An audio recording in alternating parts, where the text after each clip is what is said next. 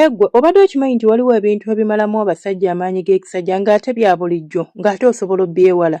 Kyova olaba nze omuntu ajja gye ndi n'aŋŋamba nti ayagala ddagala ly'amaanyi g'ekisajja mbu nga liri pamanenti, singa njagala liri pamanenti teririiyo.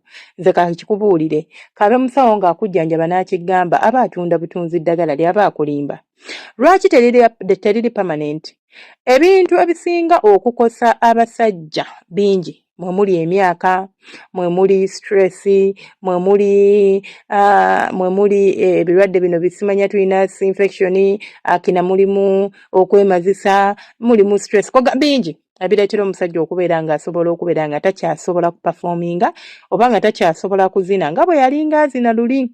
Ng'ekimu ku ebyo gw'obadde okimanyi nti obutakola exercise ng'omubiri gwe gutuuza butuuza awo gw'okeera ku makya n'otuula ku kompyuta. Akagongo kano ke mulaba eno spine cord eno, spine cord oba kale oba olugongo spine cord gye kale olwo oluntu olwo olaba olwo olugumba lw'omu mugongo. I think that is the right thing.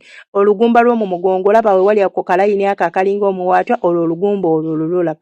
Lwankizo nnyo mu nsonga z'okwezina. Olinza okuŋŋamba ate lwankizo lutya? Olwo lwolaba lwe lutransmittinga signals okuva mu bwongo obwo okukkirira ku kye tuyita S4 oba ne S2. Ezo nerve receivers eziyina okuactivatinga omuyimo gwo.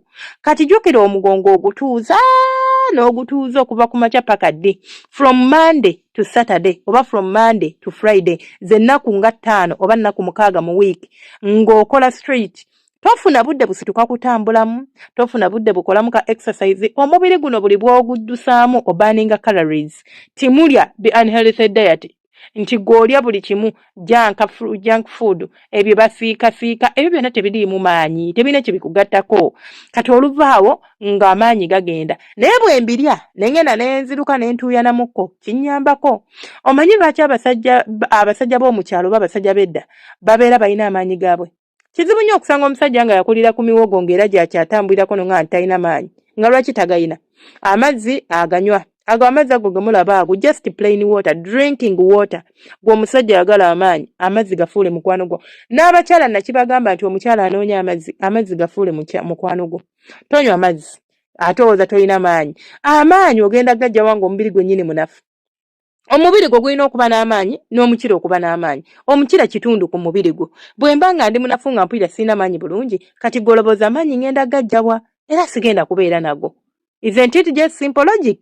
Sigenda kuba n'amaanyi kubanga sigayina. Kati ekisookera ddala ky'olina okukola nga ggwe omuntu oba ky'olina okumanya nga ggwe omuntu kwe kubeera nti olina okufuna amaanyi ng'oyita mu ebyo oba nga weewala ebintu ebimu ebigenda okwonoonera amaanyi g'ekisajja. Ekisooka kwe kubeera nga munnange ggwe wasalawo kubanga olyanga bw'oyagala.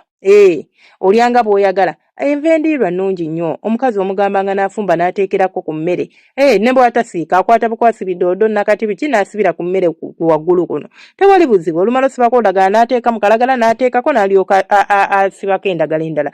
Nga bijja ng'olya ebikuta ebigundi bino ebiki bino babiyita batya?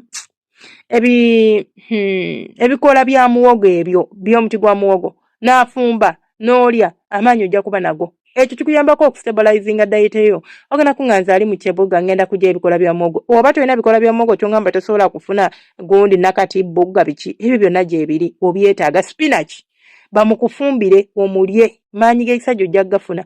Kati ebirala toyagala kola exercise, tonywa amazzi ogatwalanga mulabewo. Waliwo abantu ng'asobola okumala olunaku lulamba nga tanywedde yadde egiraasi y'amazzi.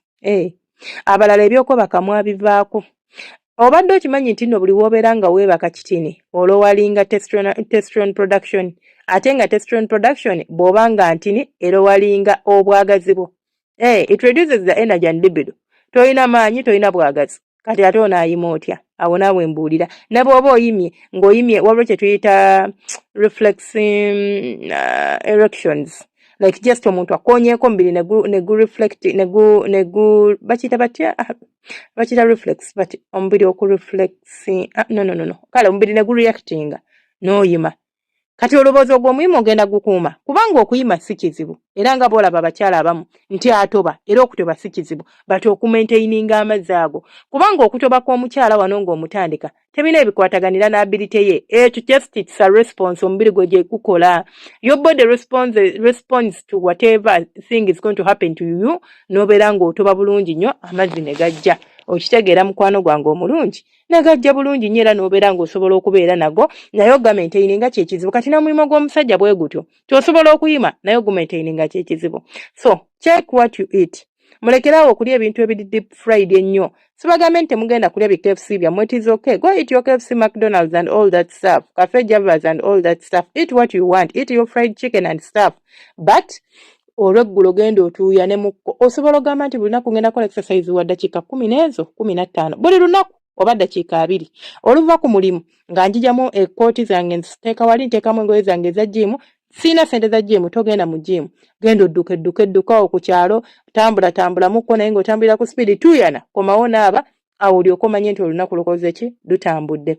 Namba 3 akenge ne sigala ebyo byolaba binafuya emisuwa akenge ne sigala bigenda kumalamu amaanyi musajja ndekerawo saawa zino oyinza okuba tolina buzibu era ng'ogamba nze ndi bulungi nze siina buzibu naye gy'okoma okubeera ng'obyesibako bye bigenda okukoma okubeera nga nabyo bikolako omulimu ekirala kye tugenda okusembyayo kwe kubeera nga gwe munnange stress wamufuula mukwano gwo ojja kungamba senga stress omufuula otya mukwano gwo mu nsi muno nabagamba nti buli kintu ekiku-stress nga gwe akikkiriza oku-stressinga ky'otalinaako buyinza ky'omanyi mu mutima gwo down there nti tosobola kikyusa lwaki okyesibako omanyi bulungi nti siina kye nsobola kikolako lwaki mba nkyesibako mpa ensonga nkimanyi siina kye nsobola kukola sisobola kukikyusa siina kati lwaki mba nkiremerako lwaki tewali nsonga right kiveeko tokyesibaako kireke naye buli bw'okyesibako lwe kigenda okuba kye tuyita constant stress atavaawo chronic stress abantu abamu you are living your life like that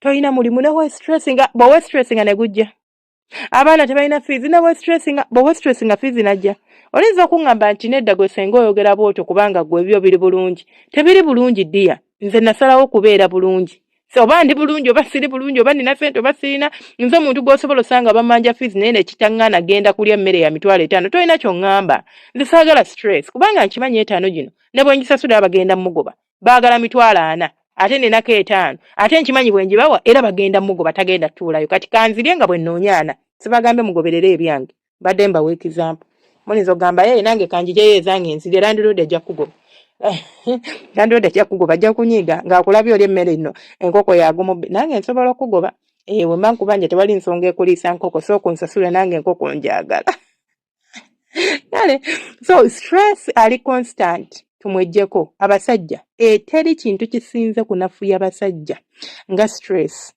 omuhimo gutandikira wano mu bwongo nabagamba omusajja teyeetaaga mutima gwe kuyima yeetaaga bwongo bwe nakasoloke bintu bibiri ng'ayima naye kasita akiroboozaako obuloboozi nga kasituka naye kati omutima gwe tegwetaaga oba ayagala oba tayagala kyova olaba asobola okubaka n'omukazi gw'alabye olwaleero asobola okubaka ne malaya tebyetaaga tebirimu emotions tebeetaaga emotions naye kasita obeera ng'ebirowoozo jjukira ebirowoozo by'affectinga bwongo bwo buli olowooza kino olowooza kiri weeteekemu embeera nti ekintu kye siinaako buyinza nga nkimanyi bulungi there is nothing I can do about it like I can't change it I just have to wait for the wave of change to come and help me change the fact that this is happening lwaki mba nkyesibako kiveeko teweemenye nensigala nga nze senga feeyiwa mu omulungi omu mwati naye maama enaku zino feesi yange yafuukuuka bantu bange eno gye ndi amazzi gankola bubi mubeere bulungi mwe mwerabe tusinkane ku lwokuna tujja kubeera ku live baagala nnyo mukama banjagalira bankuumira temujjanga okwo